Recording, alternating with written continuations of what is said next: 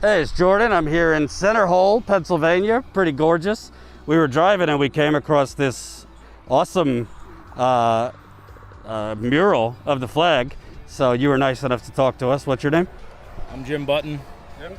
And you do this every year? Every year. Been doing it for 5 years now. Oh, wow. We started out with a little baby one, like 25 foot, and we just kept getting bigger and bigger. We're now up to almost 60 foot. Wow. And how long does it take to spray paint something like that? Give or take 6-7 hours. Okay. Last year, since 4th of July was in the middle of the year, we started it the weekend before and touched it up the weekend after, so it was like twice as much spray paint, but okay. It was worth it. And your aunt said you served? Yeah. Okay. Where at? I was in the United States Marine Corps. I did 2 tours in Afghanistan and was in for 4 years and called it good. Wow. Thanks for your service. No problem. It's a little different this year doing this with everything going on right now, the pandemic and spray paint's hard to find, that's for sure. Yeah, getting blues. We've, I don't know, probably 3 different shades of blue in there, but yeah, we're making do. And how's it been in Center Hold and for you and your family, friends during the pandemic and the economy struggling? For me, it hasn't been bad. I do construction, so we're still running. But for a lot of other people, though, that own small business and stuff, they're not doing so well. Mm-hmm. Like people that have they go to fairs and stuff that have their food shops or whatever. You know, they've been posting up around the county trying to make their ends meet. But other than that, I mean, we're doing all right. Nobody's losing their house yet. Well, because it seems like, you know, the government, they threw unemployment at people, a check, which wasn't enough. It ain't going to last forever. Right. It's going to run out. Mm-hmm. I mean, if you want my personal opinion on it, I mean, it's pretty much common case cold. No different than the flu. 300,000 people die a year from the flu. You don't think much of it?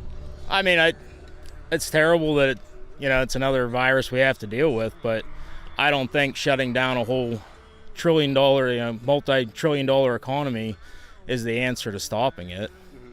And I don't think a virus or a antidote or something is gonna fix it. I mean, you take the flu shot, you can still get it.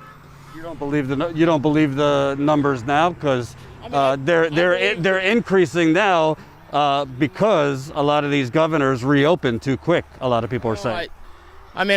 I understand some of that, but I also think that there's a little bit of manipulation going on with the testing and everything else. Mm-hmm. Hospitals are getting paid getting paid more money to deal with coronavirus patients. Mm-hmm.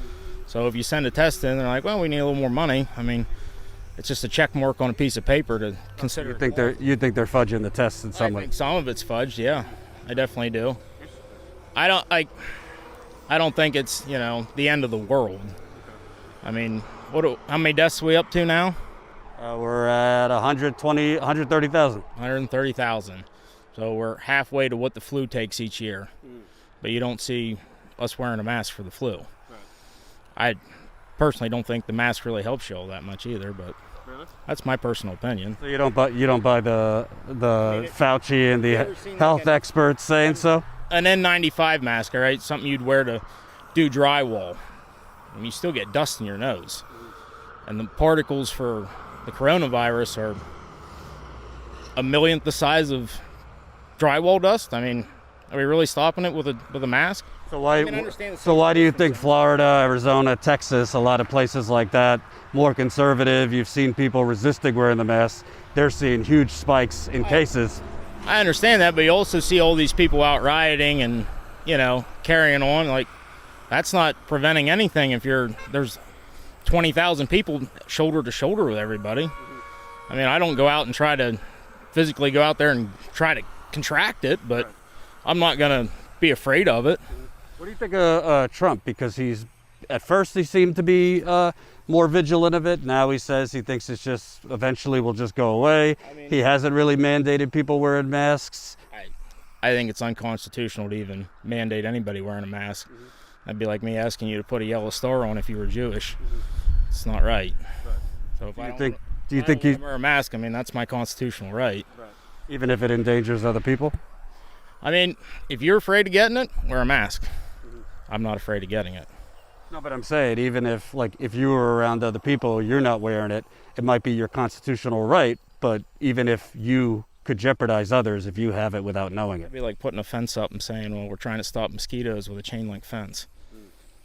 I mean, it doesn't seem like it's preventing anything. Right. I mean, the cases still went up, right, with everybody wearing a mask, with everybody staying home, only going to the grocery stores when you need to. It didn't stop it. Oh, might have flattened the curve in New York and New Jersey, people staying home, it seemed to go down in those areas. Yeah. I mean, it went down here, too. This is a democratic state. But I also only know one person that has contracted it. And I do construction all over the state. Hope you enjoyed that last video. Hop on over to statuscoup.com where you can sign up for our email list and become a member for as low as $5 to $10 a month. Membership is how we grow. That's statuscoup.com/join. And remember, join our email list so we can grow the revolution with you.